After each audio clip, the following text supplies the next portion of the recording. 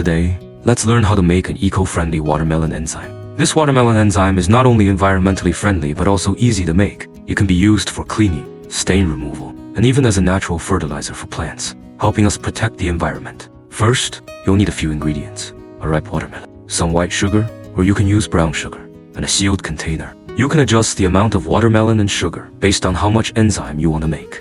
Step 1. Cut the watermelon into small pieces. There's no need to peel it. Just remove the seeds. This ensures the nutrients from the watermelon are fully released. Step 2. Put the cut watermelon pieces into the container. Then, add the sugar. The amount of sugar should be about 1/3 of the weight of the watermelon. This helps the fermentation process. Step 3. Use a clean tool to mix the watermelon and sugar thoroughly. The goal is to ensure the sugar dissolves completely and mixes well with the watermelon, promoting fermentation. Next, seal the container and place it in a warm spot for fermentation. It typically takes about 10 to 15 days, depending on the weather and temperature. In warmer weather, fermentation will happen more quickly. During the fermentation process, you might see bubbles forming in the container, which means the fermentation is progressing smoothly. You can gently shake the container every day to help the fermentation process. Once the fermentation is complete, you'll notice the watermelon enzyme becomes transparent and has a rich aroma. At this point, you can filter out the pulp and keep the pure enzyme liquid. This watermelon enzyme can be used for many purposes. For example, you can use it for cleaning the kitchen,